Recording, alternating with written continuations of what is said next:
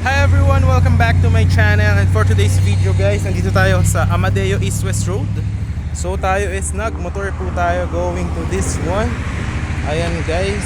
So for today is nandito tayo sa East-West Road. Ayan. Very near to Tagaytay. And we have here a property. Ayan. Pag dinaretso nyo yung road na yan, going yan to Mendez, Indang. Ayan. Pag dito naman sa kabila, ayan, daanan talaga ito ng mga car. Pag dinaretso nyo sa kabila, going yan to Silang and going to Tagaytay around 12 to 15 minutes. And then if you are from Manila, pwede mo diretsuhin itong East-West Road. And then punta ka ng Calax, tapos punta ka ng SLEX going to Skyway, then going to Manila. So very accessible. And now is 11 noon time. So ito yung ating property. Ayan siya. Alright, siguro mas maganda is ibaliktad natin yung camera para makita nyo yung back cam. So andito tayo guys sa may property. Ayan yung East-West Road. Yan, napakalaki ng kalsada. So accessible siya by truck, car, motorcycle. Alright, tapos ito yung property natin. Ayan siya. So from this one, yung frontage nya up to there. So may mga available tayo dito ng mga commercial lots. Meron mga semi-commercial and residential lots, no? So this one, ayan, makikita nyo hanggang dito yung property sa may muhon. Ayan. Tapos pahaba siya dyan. Yung mga cuts po natin is around 200 square meter and above. Ayan siya. So this one yung road. Ayan. Tapos ayan na mismo yung highway. And this one guys, papakita ko sa end of the video ano yung magiging sample na itsura and itong ating property kapag na-develop na. So lalagyan niya ng mga concrete roads, drainages, tapos meron ding mga perimeter fences, lines for electricity, water, and no required house design. So yan, napaka-accessible nyo dyan. Siguro para mas ma-appreciate nyo muna yung property natin is paliparan muna natin siya ng drone shot or yung aerial shot nya that you will see here on 3, 2, 1. Ito po yung drone shot nitong property na to.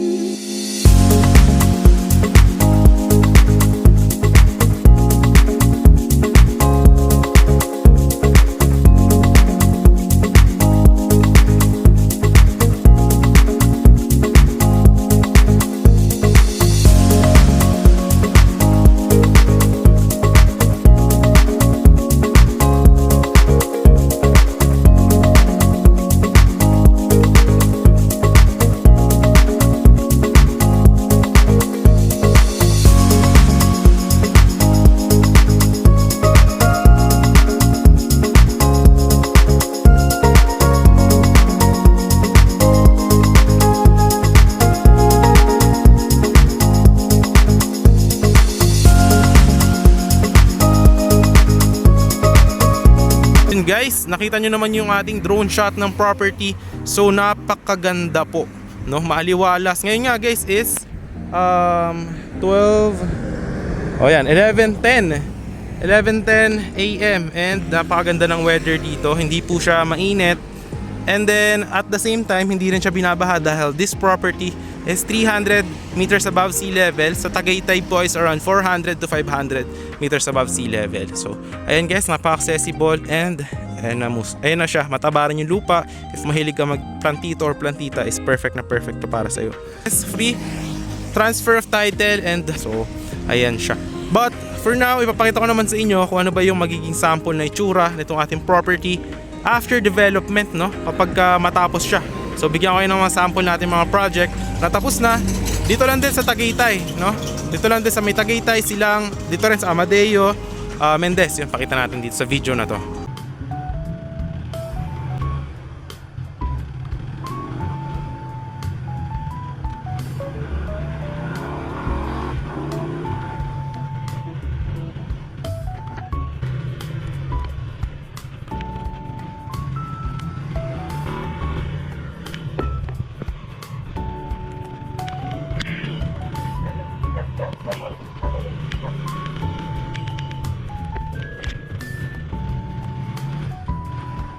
Yes, ito yung isa sa inikutan natin na katabi lang nung project natin na bagong open.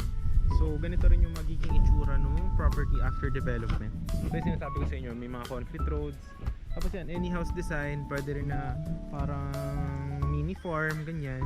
So depende po sa inyo. Tapos magkakaroon din yun ng mga lines sa kuryente, ganyan. Tapos yan, pwede rin ng mga malaking houses or what. So yan, mga ganyan. Pwede nyo rin bakudan, tapos lagay ng mga halaman. So depende na po yan sa inyo.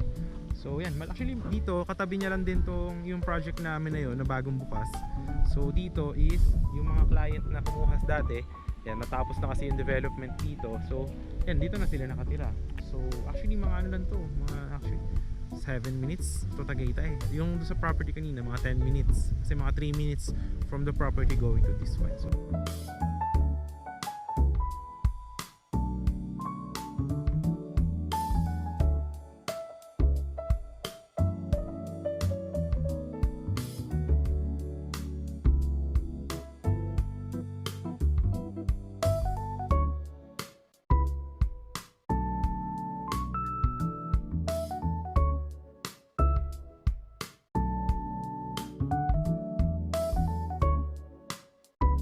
o ayun guys, kung nakita nyo, ganun lang din yung magiging itsura nitong property after the development. So ayan guys, napakaganda no? Ayan, 200 square meter ng mga cots and very cold po dito sa area natin na to. Napakalamig po ng weather.